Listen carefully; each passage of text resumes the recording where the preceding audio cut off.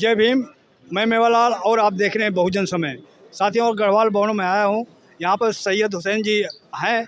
इनसे जानूंगा कि आखिर मुस्लिम समाज आज किस तरह से उसके साथ शोषण हो रहा, वो आज भारत में किस तरह से अपने को अत्याचार को सहन कर रहा है, और आप क्या महसूस कर रहा है।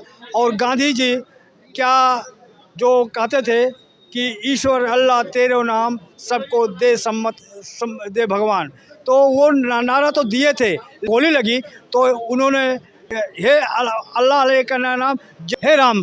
तो इनसे पूछूंगा कि जो गांधी जी कहते थे ईश्वर अल्लाह तेरे नाम सबको सम्मत दे भगवान, तो ईश्वर और अल्लाह को एक समान समझते थे, यानी हिंदू मुसलमान को एक समान समझते थे। जब उनका गोली लगी तो उन्होंने के हे राम कहा, हे अल्लाह क्यों नहीं कहा? इसके बारे में क्या आपका कहना है? मेरा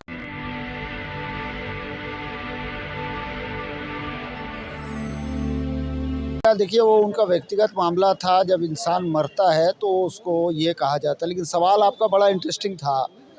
वो ये कि गांधी जी ने मुसलमानों की पोजीशन पर था आपका, तो वो गांधी जी का अपना कॉन्सेप्ट था। वो तो शुरू से वर्णाश्रम को अपनी तरफ से वो बना के रखना चाहते थे, पहली बात।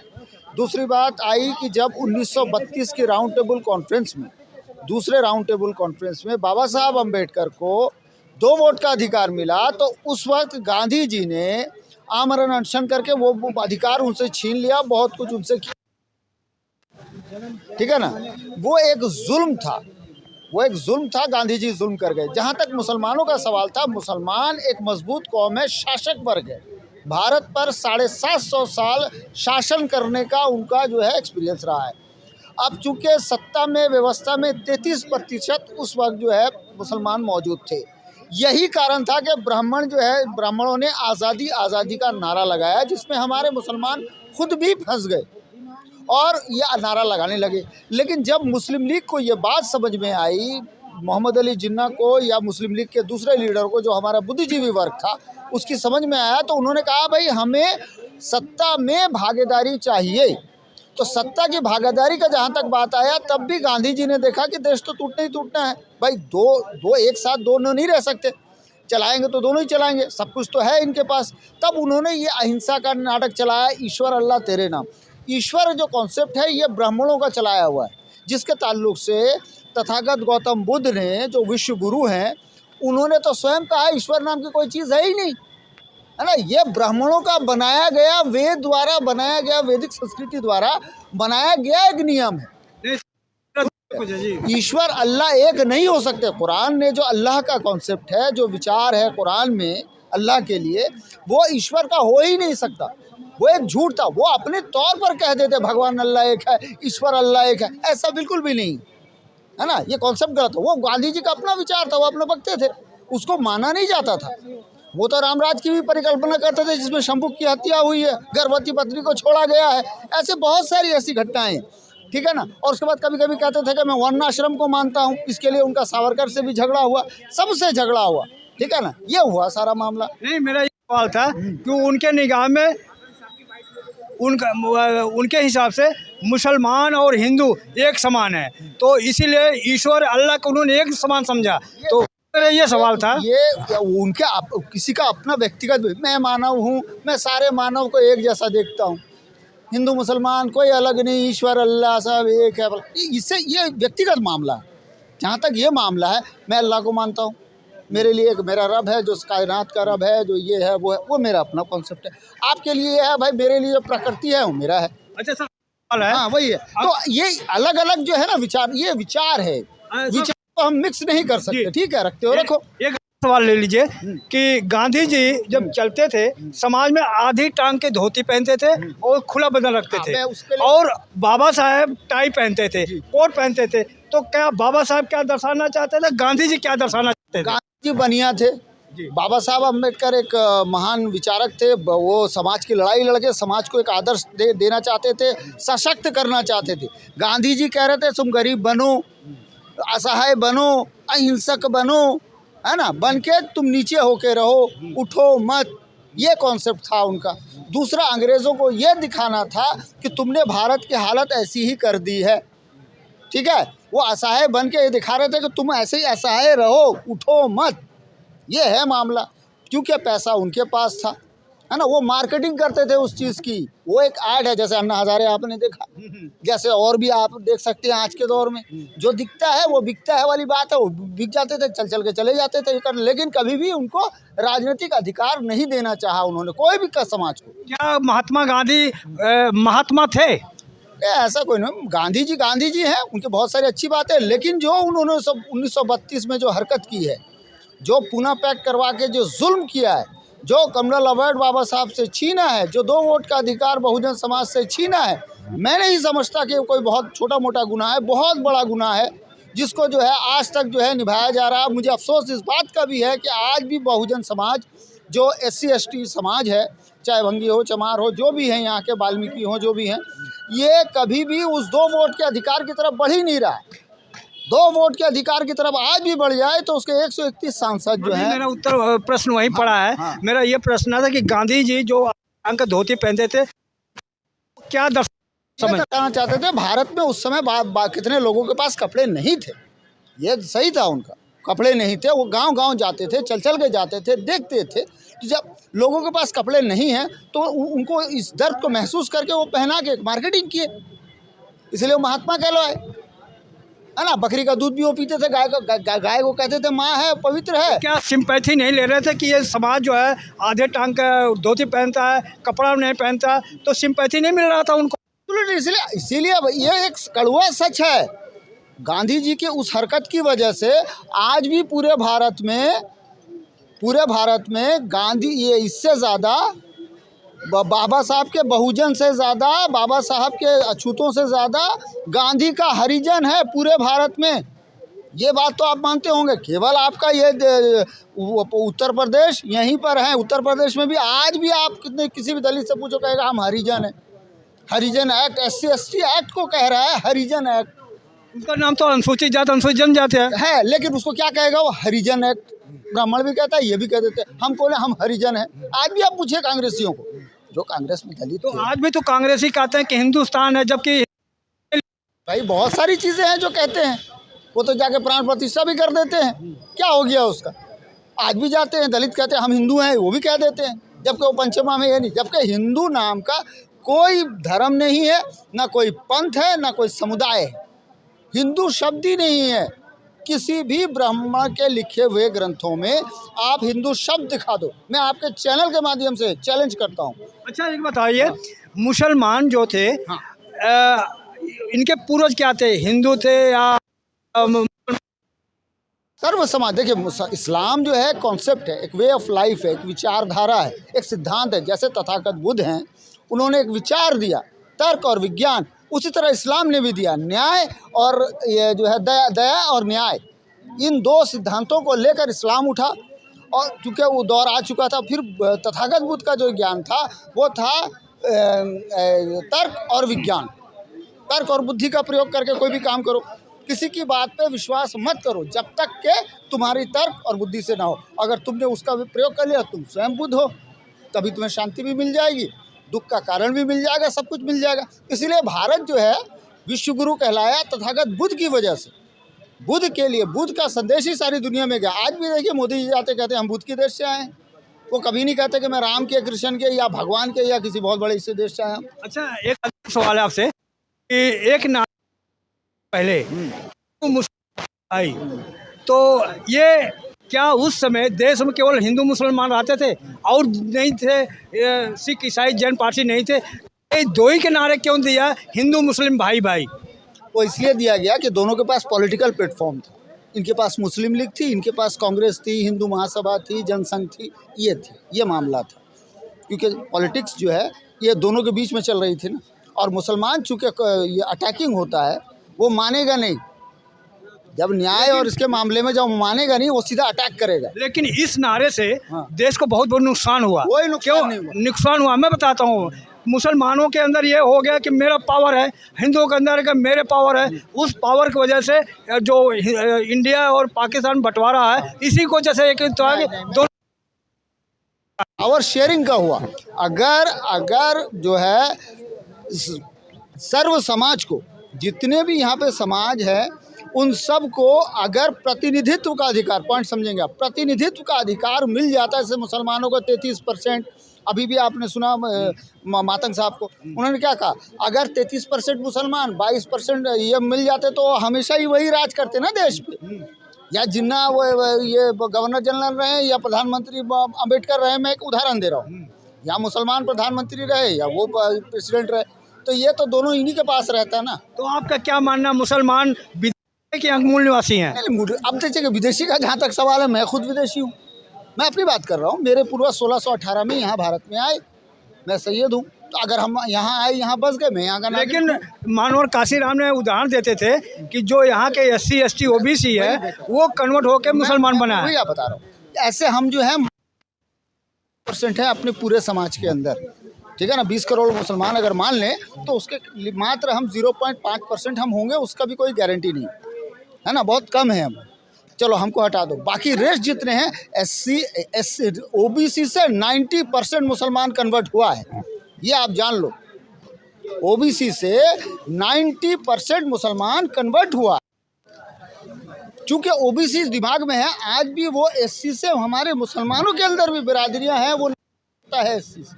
मुझे दुख है, मुझे कोई दुख नहीं है इस बात को कहते हुए, मुझे शर्म के साथ मैं बड़े माफ़ी मांग के कहता हूँ SC ST समाज से। जब मुसलमानों के साथ हमेशा हुआ, मुसलमानों ने आपके दिमाग में आज तक ये भंगी है, ये चमार है, ये चूड़े हैं, ये दिमाग में, हाँ ठीक है उनसे भेदभाव नहीं किया, लेकिन दिमाग में उसके वही रहता ना, क्योंकि वो OBC से आया था। यही कारण था कि बुद्धिज़्म जो है इनके अंदर फैल गया।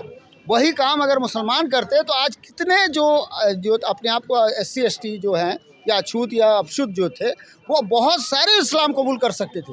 अच्छा, मुसलमान एक चीज़ ज़्यादा कंफ्यूज रहता है, वो अपने आप को मुसलमान मानता है, और जो मुसलमान नहीं है सबको हिंदू मानता है। हिंदू नहीं, उसको कहता है भाई, एक होता मुसलमान गैर मुसलमान, नहीं वो बाकी जैसे SC ST OBC सबको कहते हैं हिंदू है। बहुत बढ़िया। वो हिंदू इसलिए बनाता है कि उसको जब ब्राह्मण ही उसको आगे करता है ना, ब्राह्मण 3% है, वो उसको हिंदू बना के आगे कर देता है।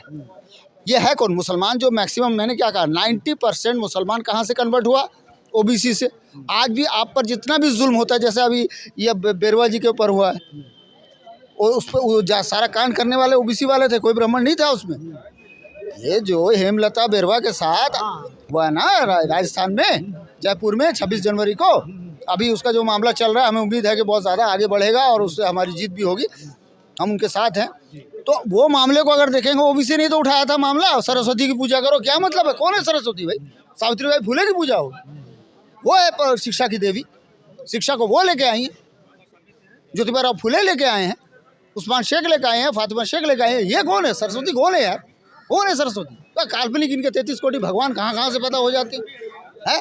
अपनी है तुम अपने रखो, RSS के स्कूल में तुम सरस्वती वंदना करो, लेकिन दूसरे स्कूल में कैसे कर सकते हो तुम?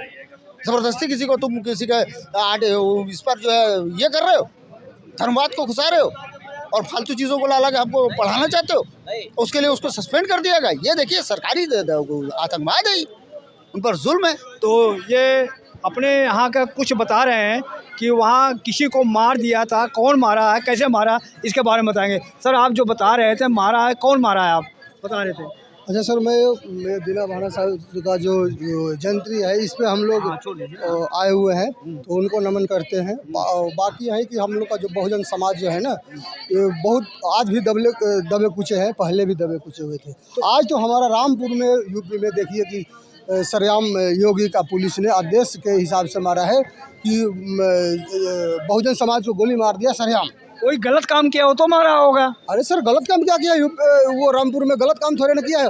अगर वो बाबा साहब का मूर्ति वहाँ लगाया हुआ था और मनुवादियों ने हटा रहा था, तो अरे कोई गलत जगह, वो गवर्नमेंट की जगह होगी, इसलिए उन्होंने आपको मारा होगा। सर गवर्नमेंट का जगह है या क्या है, लेकिन सरेआम गोली किसी को मारने का उचित तो नहीं है ना। ये कौन सा कानून दे रहा है? वो आदेश कौन सा दे रहा है? ये हम लोग बिहार से वहाँ पे पहुँच रहे हैं, जा रहे हैं कि आखिर के गरीब को क्यों मारा गया। और सरेआम कोई कानून तो वो नहीं देता है ना, आदेश नहीं देना चाहिए ना। तो सरेआम गोली जो मारा हुआ है, बहुत सारे लोग घायल हुए हैं, किसान कुचले जा रहे हैं, तो सारे के सारे बहुजन कुचले जाएंगे। यही राज चल रहा है। तो अंग्रेज का शासन भी में ऐसा नहीं हुआ था। आपका कहने का मतलब है कि अगर वो जमीन अवैध जमीन पर बना रहे, उस पर कार्रवाई करते, गोली क्यों मारा? गोली क्यों मारोगे?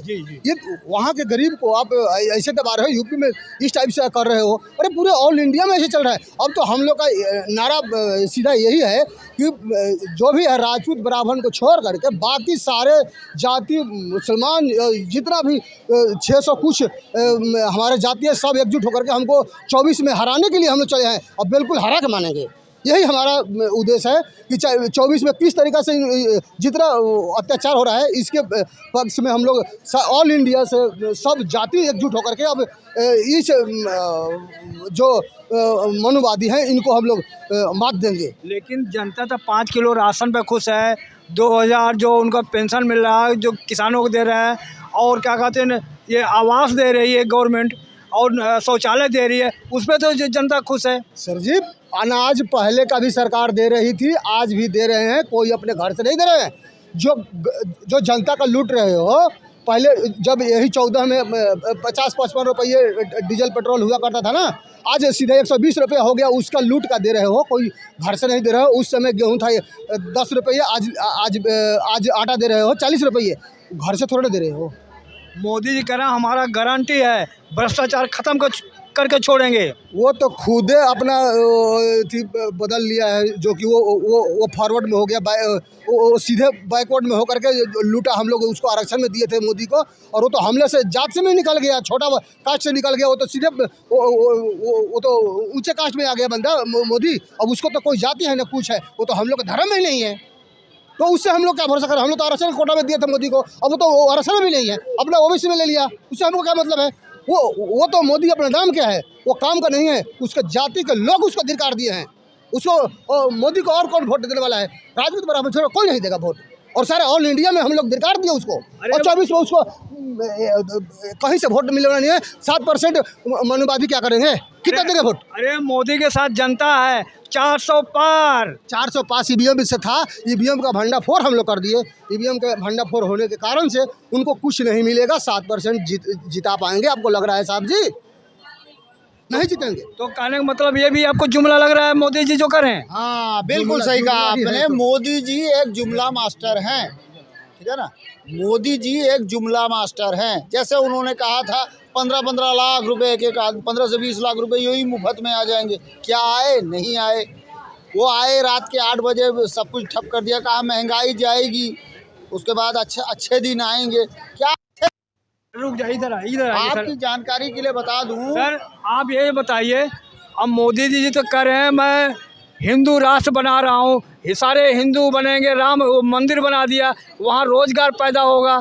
आप कह रहे हो वोट ही नहीं, कैसे कह रहे हैं आप? हिंदू राष्ट्र वो बनाने के लिए मनुवादियों का सलाह से, आरएसएस के सलाह में है। बाकी जो 6,500 जो जाति है ना, ये सारे का सारे उनको धिकार दिया। हम लोग भी दिए थे वोट उनको कि ये अच्छे दिन लाएंगे। अब 2 बार दे दिया गया, अब तीसरा बार नहीं दिया जाएगा। और हम लोग हर गांव से, हर क्षेत्र से आ रहे हैं कि उनको हटाने के लिए, तो देगा कौन वोट? क्यों नाराज हैं आप? मोदी अच्छा काम कर रहे हैं, विश्व गुरु बना रहे हैं भारत को। विश्व गुरु, जब गांव के क्षेत्र के लोग भूखे मर रहे हैं, आप कह रहे हो विश्व गुरु? किस बात का विश्व गुरु का नाम तो बताओ, कौन सा विश्व गुरु? देश को विश्व में ले जा रहे हैं। देश को विश्व में लेके देश पे जा रहे हो। जितना डंका बज रहा पूरा देश मोदी जी का, डंका बजाने के लिए, और जितना आप प्रचार में खर्चा कर रहे हो ना, ये सब गरीब का लूट रहे हो। एक गरीब देख रहे हैं, जगह जगह बोर्ड लगा रहे हैं, नौकरी दे रहे हैं मोदी जी। कौन चीज? योगी जी का नाम, योगी जी नौकरी दे रहे हो, नौकरी का नाम तो बताओगे? कौन सा नौकरी? सबका नौकरी तो छीन लिया, पेपर लीक हो गया, गोली चलवा रहे हो जनता के ऊपर। कौन सा क्या कर रहे हो? भलाई वही मनुवादी कर रहे हो। 4-6 आदमी का, 4-6 आदमी से देश नहीं चलता है। आपका सोच रहे हो कि 4-6 आदमी से देश चल जाएगा? ये 7% मनुवादी आपको जिता देंगे? आपको मालूम है कि यूपी में बुलडोजर बाबा आ गए हैं, अब वहाँ राम राज आ गया है, वहाँ पर बुलडोजर बाबा आगे थे। अबरी बार उनको पता चल जाएगा कि बुलडोजर बाबा कहाँ गए। वो तो अब चले जाएंगे, वो हरिद्वार से भी, ऋषिकेश से और काशी से भी, वो केदारनाथ से अंदर में। आपको मालूम आतिक अहमद गुंडाई करते तो उनको तहस नहस कर दिया, अब वहाँ पर गुंडों का राज नहीं है। तो ये गोली जो चलाया, ये जो गोली रामपुर में चलाए हैं, वो कौन चलाया है? वो आतंकवादी चलाया है या देश का रक्षक चलाया है? कौन गोली चलवाया? इसका मतलब है मोदी के राज से, योगी के राज से खुश नहीं है आप? खुश तो कोई जनता नहीं है। मनुवादी को छोड़कर कोई खुश नहीं है महाराज जी। चाहे कोई सा भी देश से ले लो, मणिपुर का देख लो जल रही है, रामपुर जल रहा है, कहाँ पे खुश है? बिहार में तोड़ रहे हो, अखिलेश के 8 बंदे को तोड़ दिए, कल 8 पार्टियों को तोड़ करके वोट ले लिए। तो मोदी की गलती है इसमें? है लोग टूट के जा रहे हैं, तो मोदी की थोड़ी गलती? जा नहीं रहे हैं, खरीद रहे हो। आपके पास पैसा आपके पास में है, इस तो ये खरीदने का आप खरीद फोरी कर रहे हो ना, ये कब तक करोगे? ये 24 में आपको खत्म होगा ना, पता चल जाएगा। अच्छा, ईवीएम पे आपको भरोसा है कि नहीं है? ईवीएम के लिए तो इतना नारा हम लोग लगाए, ईवीएम पे भरोसा होता तो अब हम लोग ईवीएम के खिलाफ में इतना नारा लगाए, इतना 25 तारीख को किए, 22 तारीख को किए, ईवीएम के रोज धरना पड़ता। ईवीएम से पता है, ईवीएम से समय बचता है चुनाव कराने से। ईवीएम से चीफ लगता है, ईवीएम से हैंग होता है, ईवीएम से गलत होता है। ये ईवीएम जो है, ये मनुवादियों का जीतने का एक पॉइंट है। बाकी वोट मारने कर वोट बैलेट पेपर से होगा, वही सत्य है, सत्य है। बैलेट पेपर का देखा परिणाम, वहाँ कितना हेरा फेरी होती है बैलेट पेपर से। बैलेट पेपर होगा तो हमारे सामने ना जाएगा, दिखेगा कि हमने अपना वोट अपने प्रत्याशी को डाले हैं, और इसमें तो पता नहीं चलता है कि हम किसको डालें। ये हमारा वो है कि ईवीएम हटे, और ईवीएम हटे या ना हटे, हम लोग खड़ा होकर के गिनती करवा देंगे। 93% है, हम बिहार में 93% है, और हर राज्य में 90% 93% है। अब किस बात की जीत कर रहे हो? कौन सी बात की कर रहे हो? 4 से पार किससे कर रहे हो? ईवीएम से कर रहे हो ना। अब ईवीएम के छोड़ो, और हम लोग सीधे अब रोड पे आ चुके हैं कि हम वोट आपको नहीं देंगे। आपको जेल में डाल देंगे अगर ईवीएम के खिलाफ कुछ तोड़फोड़ करोगे तो। जेल में हम लोग को डालेंगे? अरे जेल में उसको डालेगा जो चोरी किया है, तुम्हारे साथ जुड़ा हुआ है। ना हम तुम्हारे साथ जुड़े हैं और ना हम नेता हैं, हम तो जनता है। हमारे पास कुछ भी नहीं है कि तुम हमारे पास खिलाफ हमारे कुछ करोगे। जहाँ बुझाए वहाँ कुछ कर लो, हम लोग कोई खिलाफ नहीं है, और ना आज तक हम लोग किसी को लिए हैं, और ना आज तक किसी पार्टी में हैं। हम आम जनता हैं, ना किसी पार्टी में है, ना कुछ है, और आज भी कह रहे हैं जनता का आवाज़ है कि आपको 24 में हराएंगे।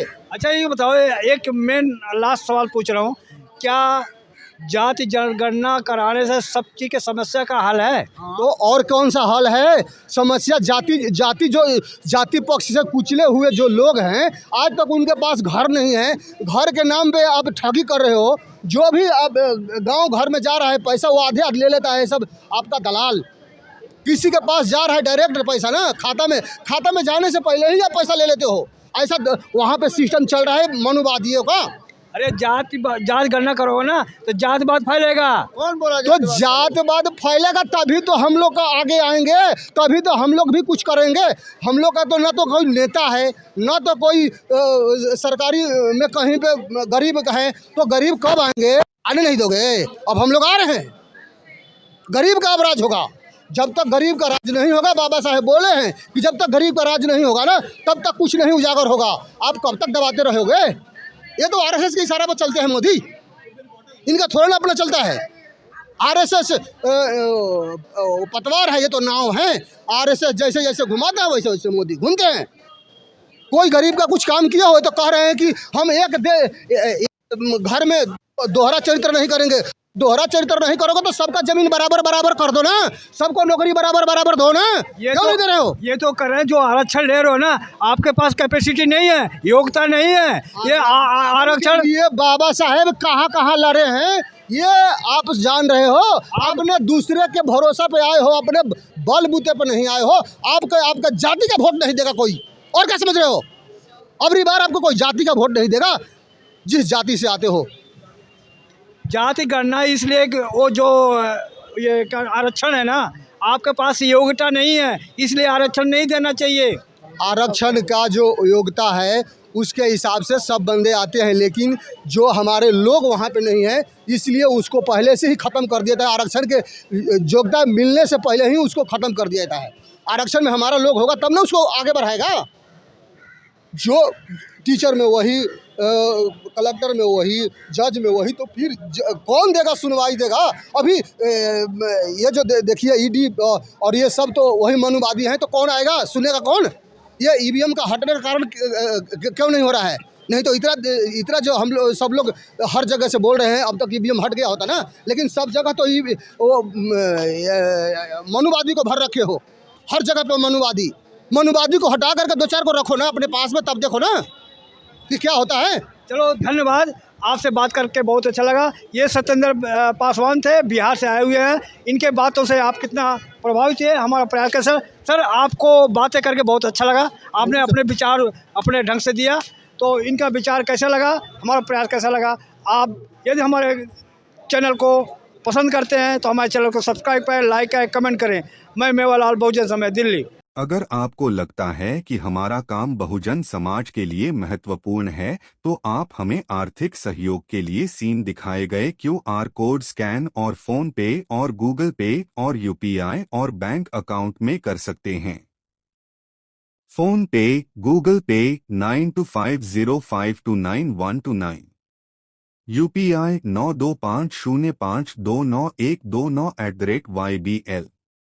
Bank account state bank of India AC 104299462008, IFSC code SBIN 00066563। आपका छोटा से छोटा सहयोग समाज और हमें और मजबूत करेगा, जिससे हमें बहुजन पत्रकारिता में और निष्पक्ष बनाने में मजबूत करेगा। जय भीम, जय भारत।